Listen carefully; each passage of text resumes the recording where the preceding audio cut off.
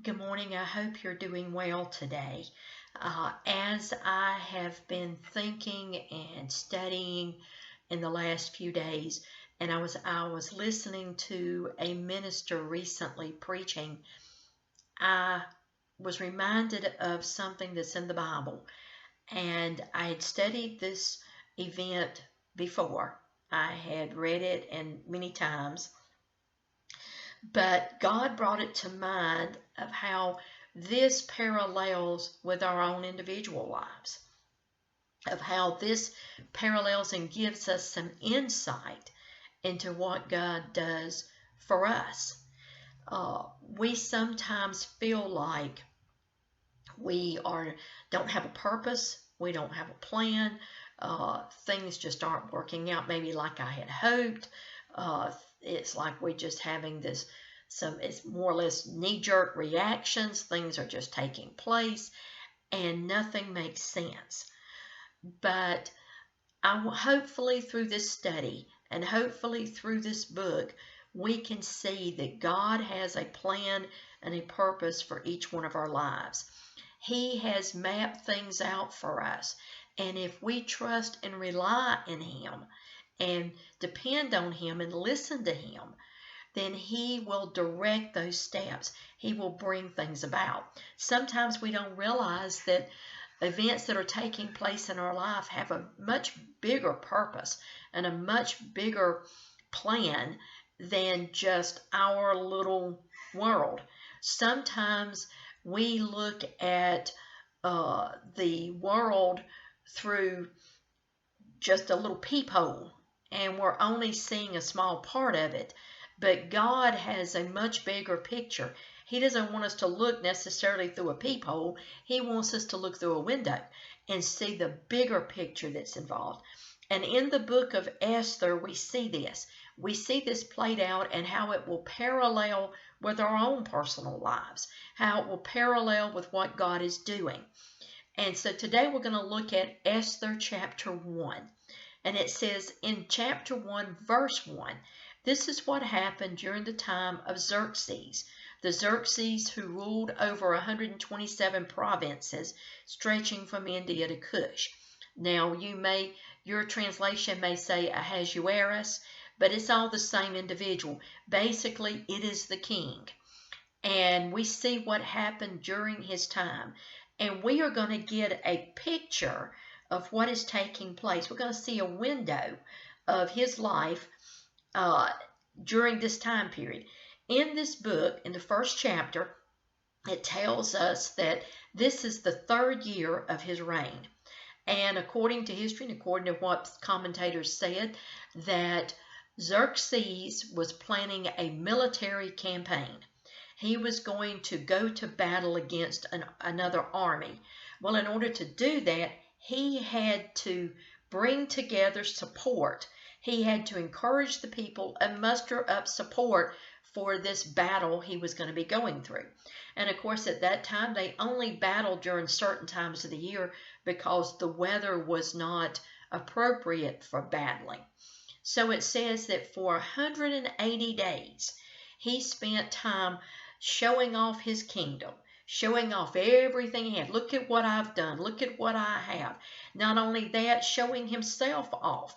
He began to boast about himself and what he had done and what he was accomplished, and showing all of his wealth to let them know we are perfectly capable of doing this, and basically just encouraging and building the people up to support him in this military campaign. Well, 108 days, that's 6 months. 6 months he spent just parading around and showing people everything he had. And of course, 127 provinces, and you were traveling by camel or on foot or whatever, that's going to take a while. But he was showing everybody everything he had in order to build up their confidence in supporting him for this military campaign. Well, at the end of these 180 days, he spent 7 days in the capital city of Susa. And in those 7 days, he held a banquet. And all these nobles and all these high officials came in, and for 7 days they were feasting and drinking. So, matter of fact, he told his servants, do not let them be without something. He says, don't limit them. Give them whatever they want, however much they want. And so you're looking at a group of officials, including the king, that for 7 days, all they've done is feast and drink and party. And it says that at the end of the 7 days, when everybody was in high spirits, even when the king was in high spirits, basically that's another way of saying they were heavily intoxicated. They were heavily intoxicated, and the king decides, ooh, hey, there's one more thing that is of great pride to me that I want to show off. There is one more thing I haven't shown them. And so now I'm going to show them. I think they ought to see this. They ought to see my manly pride. Not only my kingly pride, but my manly pride. Let me show you my wife. Let me parade her around. Let me brag about her and let you see, look what kind of man I am. Look who I've got. Look who is my right-hand person. Look at the person that I have a relationship with. I bet yours aren't as good as mine. I bet they don't look like mine. I can remember years ago, I was going to lunch with a group of people, and there was a man there that I knew, and I knew he had recently remarried for about the third or fourth time. And when he was talking to someone and he mentioned his wife, his first thing out of his mouth was, "What do you think? How do you think she looks? Isn't she pretty? Won't you?" And I thought, okay. In other words, it was more than just the fact that she's pretty. It's like, look at what I got. This is like a trophy for me. And this is where Xerxes was. He was drunk, and now he wanted to show off his trophy. And it says that at the same time he was having a banquet, Vashti, who was the queen, was also holding a banquet. And it said that when the eunuchs went to Vashti and said, the king has summoned you. He wants you to come in all your royal attire, and he wants you to stand before all the people in his banquet. Of all things, Vashti refused. She was stubborn. She was not going to. Some commentators said she wasn't going to go up there and humiliate herself in front of a bunch of drunks, basically. I'm not going to do that. I'm not going to go up there and let them gall and all at me. I'm not going to expose myself to that. I'm not going to stoop to the drunken level that they are at. Well, word came back to the king, Vashti's not coming. She says no, she's not going to do it. Well, this made the king furious. This was the one thing. I mean, he's already telling him, I've got a military campaign. I can do all of this. I'm capable of leading this army. I'm capable of doing all these things. I'm capable of victory, but I'm not capable of bringing my wife to my party. She won't listen to me. And it said that he turned to his high officials, those that were versed in the law. They were familiar. They knew the law. These were the people that he went to for advice, that could tell him what the law stated, that could give him legal advice in any situation. And he said he looked to them and he said, what should I do? Okay, what does the law say? What position do I have in this? And they said, according to the law, it is illegal for someone to refuse the command of the king. Even though it is the queen, she cannot refuse that. And since she has refused, then she must be removed from her position. She must be taken out and sent away and no longer serve as the queen. Well, the king, now again, remember, the king is drunk, all the officials are drunk. So they are making this decision in the state of intoxication. And it said that he said, that sounds good to me. And it sounded good to all the other officials. So he did it. He wrote it into law. And at that time, if he wrote it into law, it was sealed, could not be reversed. And it said that It went out through all the 127 provinces, and it went even further than just removing her. It also said the women had to obey the men, that the men were the head of their household. So he went even further. And it says he removed her from the position, and they said, then we're going to be searching for somebody else to take her place. But let's look at this. All these events took place in chapter 1 of Esther. All of these events took place and laid the groundwork for what we're going to see in the remainder of the book of Esther. All of this took place. But let's not just look at the position from the eyes of Xerxes.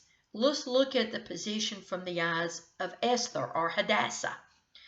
Esther was a Jewish girl raised in a Jewish home, and at some point in time she lost her parents. And so her cousin, Mordecai, brings her into his home as his child. He brings her in and lets her live with him. They are in exile in Susa. They are not in Jewish territory. They are in foreign territory, and they are living there. Not only that, of all the 127 provinces that Esther and Mordecai could be living, where do they live?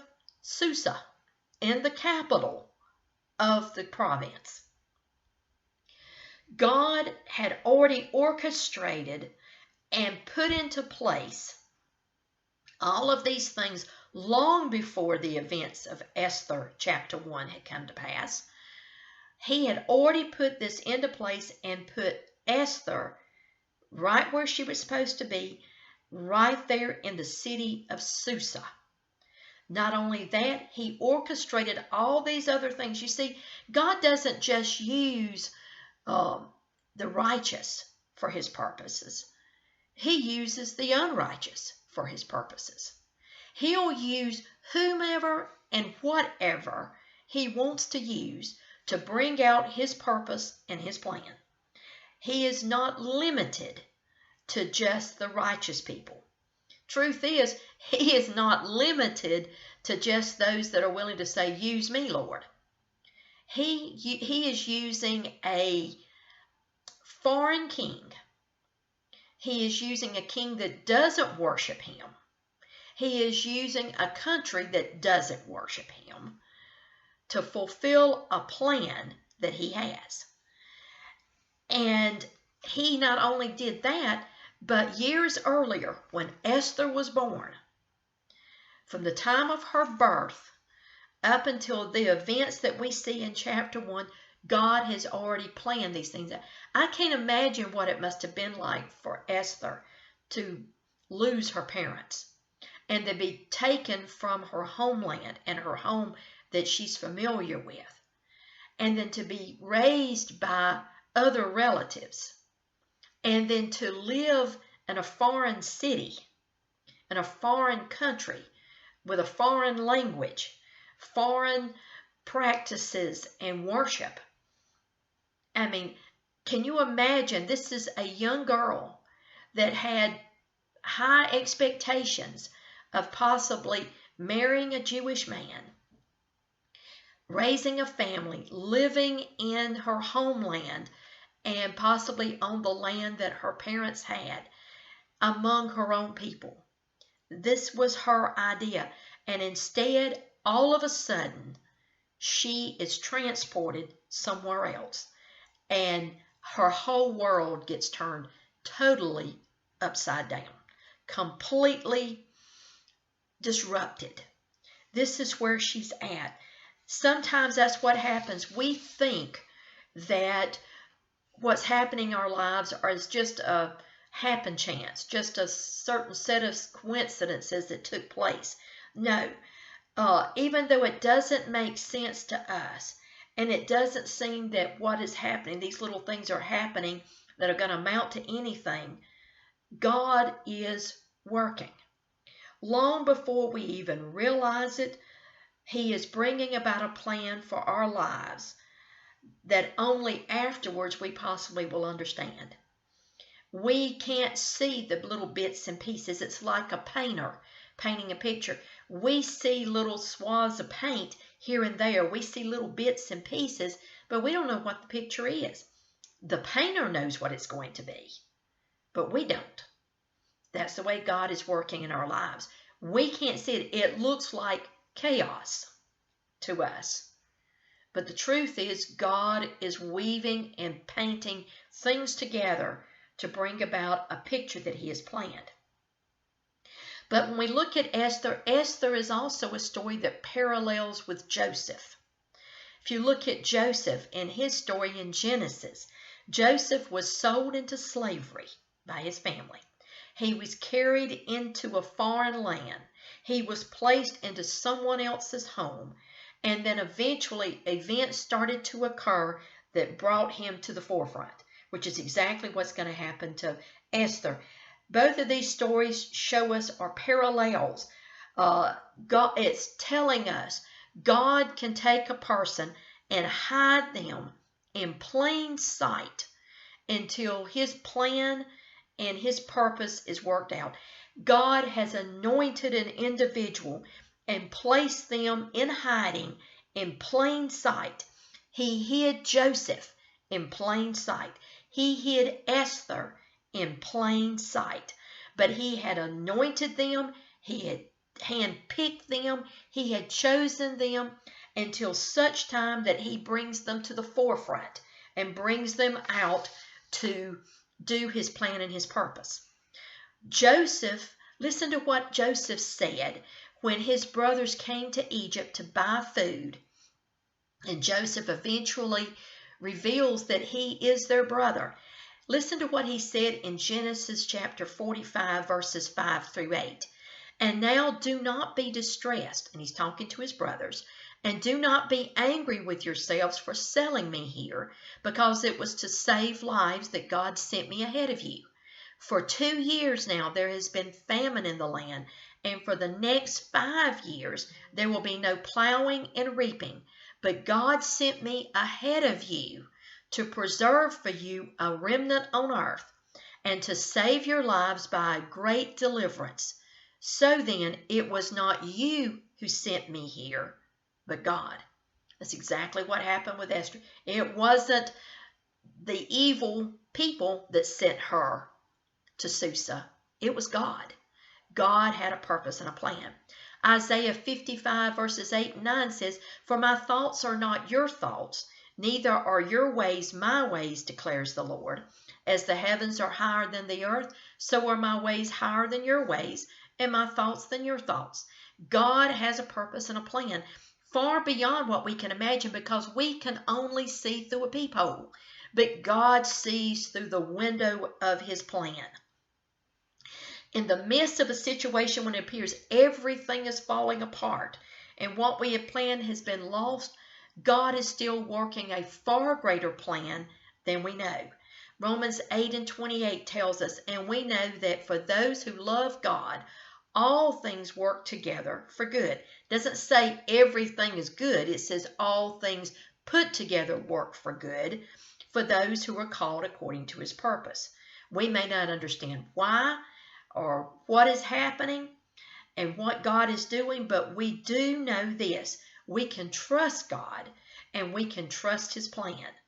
You may be just the one God is hiding in plain sight to carry out His deliverance. Be blessed today. God bless you.